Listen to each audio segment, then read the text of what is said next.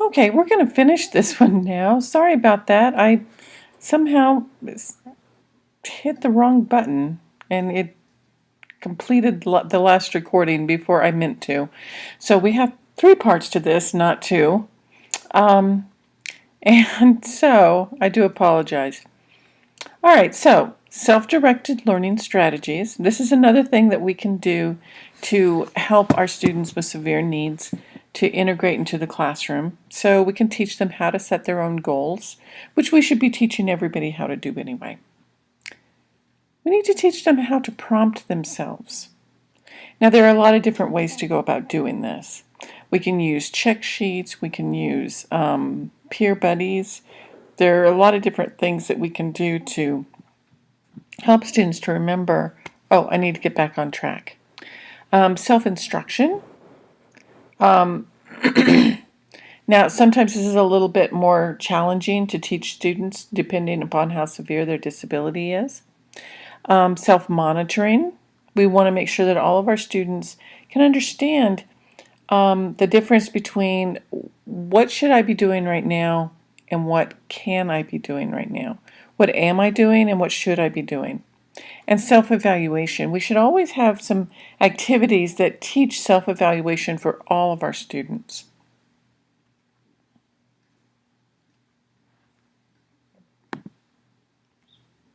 Okay, so peer networking strategies. Ask them what is it that they like to do, and then pair them up with someone who has the same interests. You can also have small groups of different peers and initiate organizational meetings. Sorry.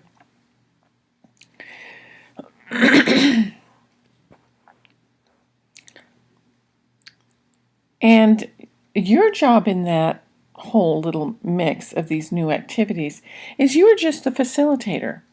You can give them some background about the network, some focus on what the group is supposed to do, but your job is really to facilitate, not to interact unless you need to. So you're going to have the peers coordinate their schedules and identify times when they're going to spend time with the student that you're trying to teach how to interact more appropriately, or just to help them to have a group to interact with. And then help them to figure out when they're going to be able to manage this. They're going to meet periodically or on a regular basis. You can also look at extracurricular activities. So, what are their strengths and weaknesses? We always want to build on strengths.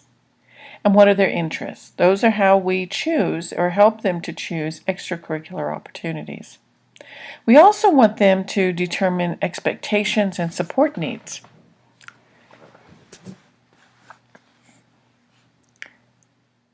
And look at what kinds of skills or supports are they going to need in order to participate in this activity. So we may have to back up and teach them the skills that they need and develop those skills before they start actually participating in the activity. We also want to prepare any sponsors that we might find, because not all activities are free. So we might want to find some sponsors. And also have families informed and involved in what's going on.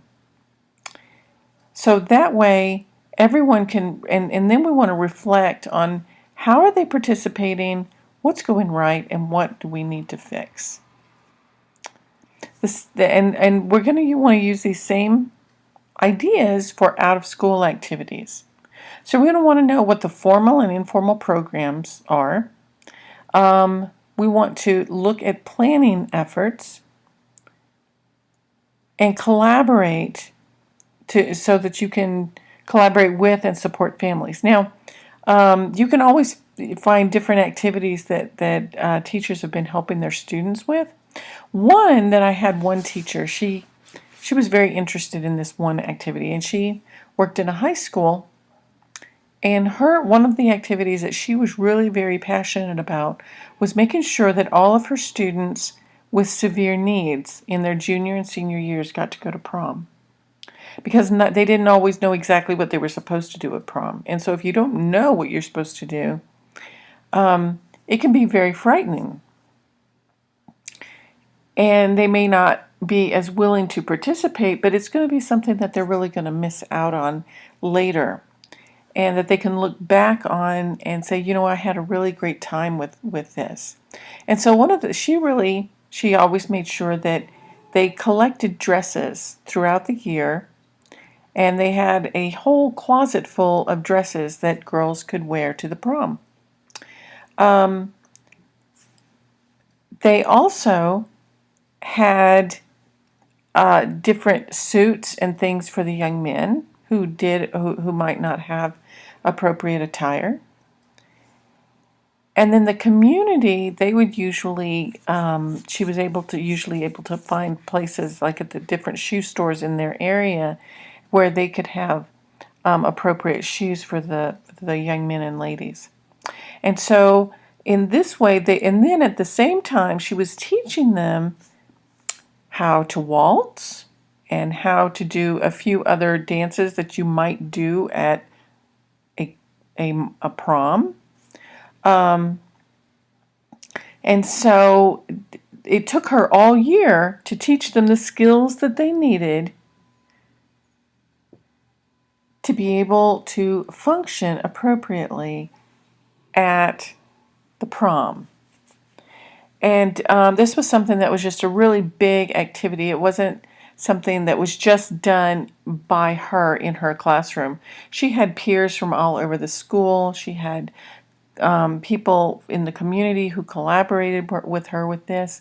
And so it was something that was really a very big activity for everyone to work together on. And sometimes another thing that you might want to do is not about prom, of course, but looking at different technologies so that you can help them to understand and have that virtual practice session with social opportunities.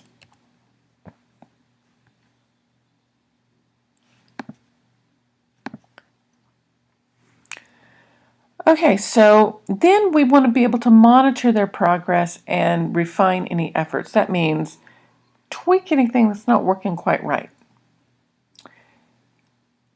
So we're going to monitor, again, the interactions between the peers and the students that we're working with. Look at the frequency of the interaction, the appropriateness of the interaction, and look at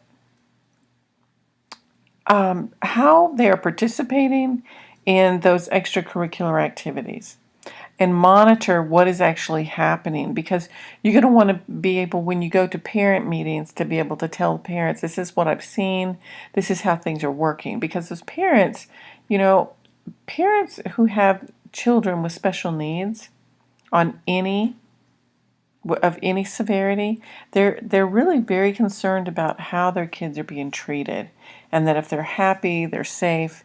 So we want to make sure that we can assure them of such. Another thing that we can do is have lunch group strategies. So asking students with disabilities about their interests, again, we always want to look at interests and strengths, and then find some times when students can spend lunch together. Sometimes lunch is the only time that, especially in middle school and high school, that some of our peers, our non-disabled peers, have time actually to spend, but they want to participate, but they're trying to carve out a small space of time that they can do this. So have some introductory activities where everybody gets trained on what they're going to be doing. Encourage them to invite their friends. And then as the group gradually gets stronger, you can fade your direct involvement.